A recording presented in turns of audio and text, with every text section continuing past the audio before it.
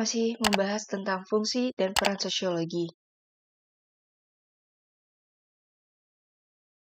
Setelah kemarin, kita membahas tentang hakikat manusia sebagai makhluk individual dan manusia sebagai makhluk sosial. Kita juga telah membahas tentang gejala sosial yang terjadi di lingkungan masyarakat. Apa sih pengertian dari gejala sosial itu? Karakteristik gejala sosialnya, bentuk dan jenis gejala sosialnya. Nah, sekarang kita akan membahas tentang fungsi dan peran sosiologi dalam mengkaji gejala sosial di dalam masyarakat. Apa aja yang akan kita bahas? Yang pertama, sosiologi sebagai ilmu pengetahuan, metode ilmiahnya, hubungan sosiologi dengan ilmu lain, peran dan fungsi sosiologi.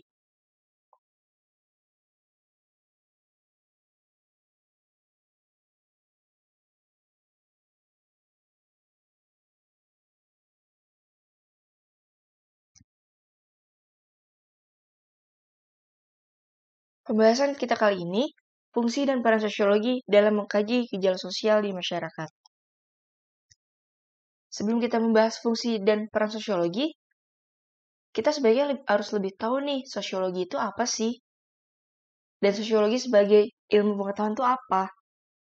Nah, istilah sosiologi sendiri berasal dari bahasa Latin dan bahasa Yunani. Asal katanya adalah socius dan logos. Socius berasal dari bahasa Latin yang artinya masyarakat, dan logos itu dari bahasa Yunani yang artinya ilmu. Jadi, bisa kita ambil kesimpulan secara umum, sosiologi adalah ilmu yang mempelajari tentang kehidupan masyarakat. Apa aja sih yang menjadi objek kajian sosiologi? Objek kajian sosiologi atau apa yang diperhatikan, difokuskan adalah masyarakat. Masyarakat itu sendiri terdiri dari beberapa unsur. Yang pertama, sejumlah manusia yang hidup bersama dalam waktu yang relatif lama. Atau bisa kita sebut juga sekumpulan individu yang tinggal di suatu tempat atau suatu daerah tertentu dalam jangka waktu yang relatif lama.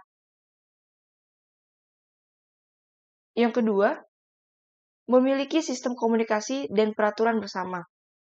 Karena tadi banyak sekumpulan atau sejumlah individu yang sudah tinggal lama di suatu daerah, maka pasti akan terbentuk atau membentuk suatu sistem komunikasi dan peraturan di antara mereka satu sama lain. Di antara daerah A dan daerah B, pasti masyarakatnya pun akan bergaya komunikasi akan berbeda, dan peraturannya pun akan berbeda. Selanjutnya, unsur masyarakat yang ketiga adalah merupakan suatu kesatuan. Yang terakhir, menimbulkan kebudayaan di mana setiap anggota masyarakat merasa dirinya masing-masing terikat dengan kelompoknya. Jadi, karena tadi masyarakat itu sudah hidup lama di suatu wilayah tertentu, maka secara tidak langsung akan membentuk dan membuat sebuah kebudayaan. Balik lagi, antara budaya Betawi, masyarakat Betawi dengan masyarakat di Jawa pasti akan berbeda.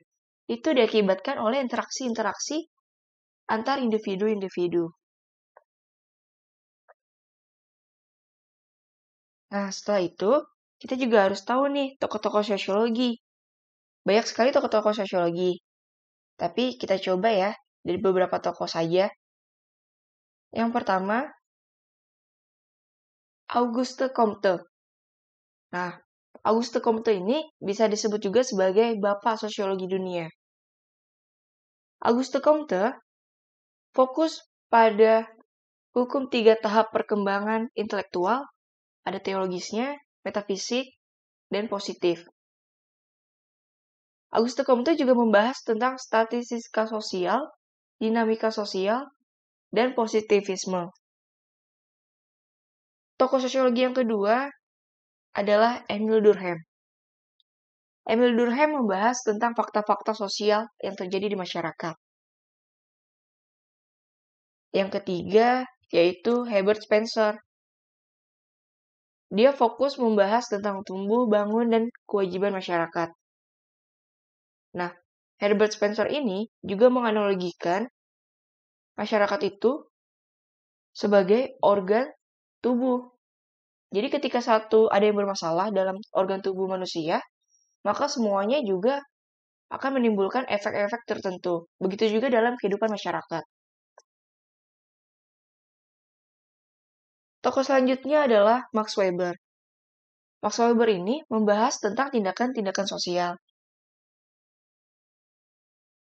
Nah, setelah tadi kita membahas tokoh sosiologi dunia, kita juga harus tahu nih tokoh sosiologi di Indonesia.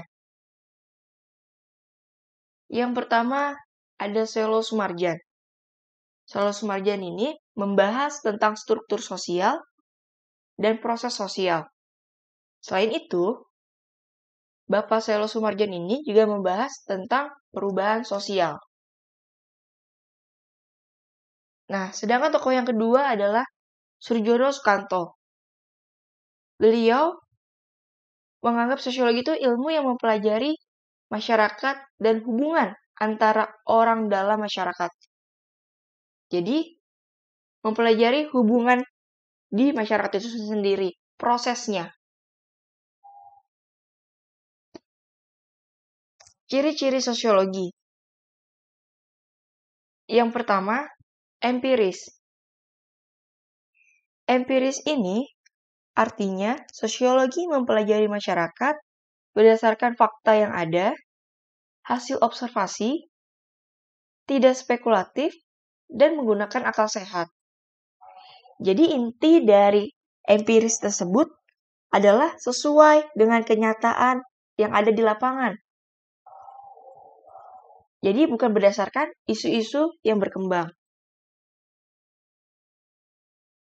Yang kedua, teoritis. Teoritis adalah sosiologi berusaha menyusun penjelasan atau abstraksi dari hasil observasi dan fakta yang ada. Nah, kata kunci dari teoritis adalah menyusun hasil observasi menjadi sebuah teori. Yang ketiga adalah kumulatif. Kumulatif adalah teori-teori yang ada merupakan bentuk pembaruan atau revitalisasi teori-teori sebelumnya untuk memperbaiki, menyempurnakan, dan memperluas kajian teori-teori lama. Atau bisa kita sederhanakan, intinya adalah memperbarui teori-teori lama sesuai dengan keadaan saat ini. Sedangkan yang terakhir adalah non-etis.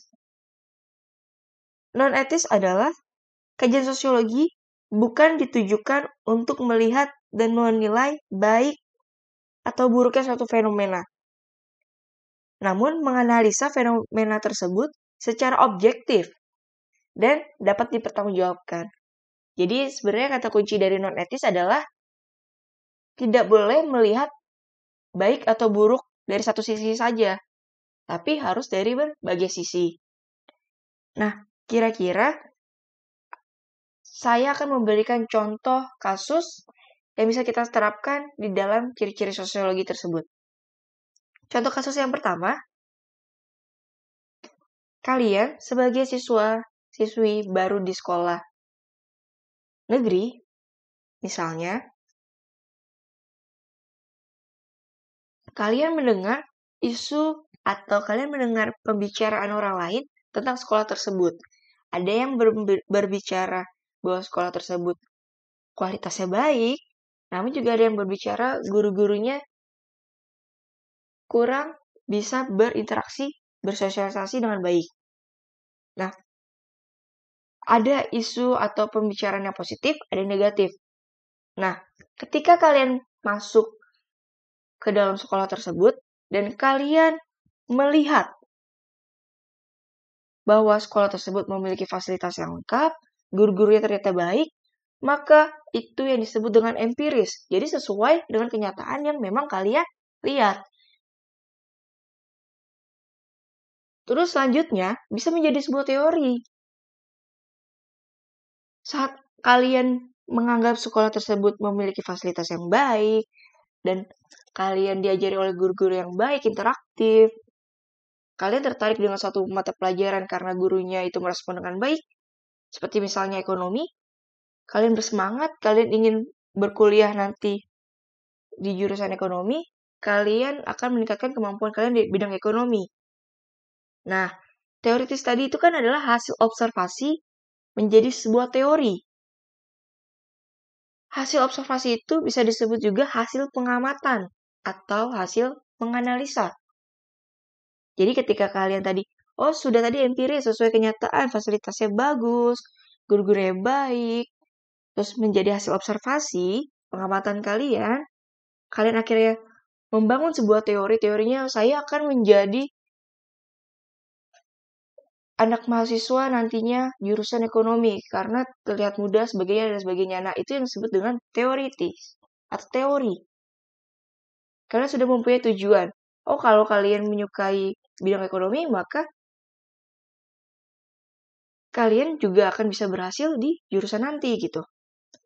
Nah, kalau kumulatif ini bisa kita kaitkan kembali ketika kalian di kelas 1 mendapatkan guru ekonomi yang baik, dari kelas 2-nya dan kelas 3-nya ternyata gurunya berbeda pula dan mengajarnya pun berbeda caranya, dan kalian kurang suka dengan gaya belajarnya, sehingga membuat kalian berubah. Yang tadinya teori kalian akan fokus kepada pelajaran ekonomi untuk mencapai jurusan ekonomi di universitas ternama, maka ketika kalian menghadapi guru di kelas 2 dan kelas 3 yang kurang nyaman bagi kalian akan merubah stigma itu. Merubah teori itu yang jadi, ternyata ekonomi tidak seseru itu. Nah, itulah yang disebut dengan kumulatif.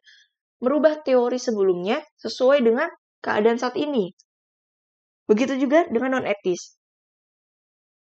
Non-etis tadi tidak boleh melihat baik atau buruknya suatu kejadian. Jadi, kita nggak boleh melihat nih dari sisi, ternyata guru yang A itu lebih baik loh dibandingkan guru yang kelas 2, kelas 3 ini.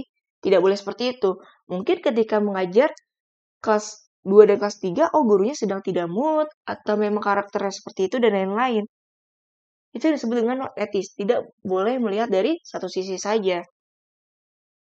Ada kasus lain lagi yang bisa kita bahas adalah seorang anak perempuan yang zaman dulu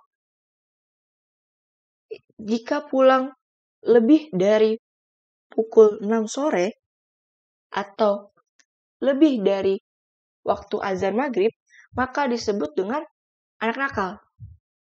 Nah, ketika di zaman sekarang, empiris itu, apakah ketika anak perempuan pulang ke rumah lebih dari pukul 6 sore atau bisa pulang jam 7 malam, itu dikatakan anak yang tidak baik atau anak yang nakal? Tidak. Karena kita harus melihat dulu nih, kenapa dia pulang malam? Apakah dia kerja kelompok? Ataukah dia bekerja? Nah, kita tuh harus melihat dulu nih empirisnya. Kenapa sampai akhirnya dia bisa pulang malam? Nah, teori dari hasil pengamatan. Kita mengamati nih, ternyata anak perempuan itu pulangnya malam terus ya. Karena dia membantu orang tuanya mencari nafkah. Nah, itu teori.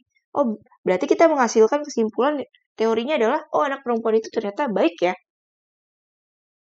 Gitu. Ya, kita bisa kaitan lagi kumulatif tadi, memperbarui teori lama. Kalau tadi teori juga, zaman sekarang anak perempuan menjadi tulang punggung mencari nafkah untuk keluarganya. Sedangkan di zaman dulu istilahnya anak perempuan pulang malam itu merupakan hal yang negatif, maka di kumulatif ini, apakah teori zaman dulu menganggap anak perempuan pulang malam itu negatif, dan sekarang pulang malam itu menjadi juga negatif? Tidak seperti itu. Tergantung dengan kondisinya atau kejadiannya saat ini. Itulah disebut kumulatif, memperbarui teori. Nah, selanjutnya non-etis. Nah, kita lihat nih, kenapa sih kok anak perempuan cari kerjanya yang pulangnya malam? Kenapa sih nggak cari kerja yang istilahnya pulangnya tuh siang hari atau sore hari? Kita harus lihat dari berbagai sisi. Sisi yang satunya, apakah memang pekerjaannya dituntut seperti itu? satu sisi, kalau dia tidak bekerja, dia tidak mendapatkan uang untuk menafkahi keluarganya. Nah, harus dilihat seperti itu, non-etis. Tidak boleh melihat dari satu sisi saja. Selanjutnya, sosiologi itu mengenal dua macam metode ilmiah. Yang pertama, metode kualitatif. Nah, metode ini menerangkan atau mendeskripsikan hasil penelitian berdasarkan penilaian terhadap data yang diperoleh. Sebenarnya, kata kunci dari metode kualitatif itu adalah berdasarkan deskriptif atau narasi. Jadi berupa kalimat-kalimat penjelasan. Itu menggunakan metode kualitatif. Nah, sedangkan metode yang kedua yaitu metode kuantitatif. Ini berbeda. Metode kuantitatif menganalisa kejadian sosiologis berdasarkan angka-angka atau gejala-gejala yang diukur dengan skala, indeks, tabel, atau uji statistik. Nah, kata kuncinya ini, kalau metode kuantitatif adalah berupa angka-angka. Jadi ketika di makalah, di hasil penelitian dan lain-lain berupa diagram, mau diagram batang, diagram lingkaran, tabel yang berisi dengan angka-angka, maka itu menggunakan metode kuantitatif. Nah, kita lihat juga nih sekarang kegunaan sosiologi dalam masyarakat. Kita lihat dari fungsi sosiologi.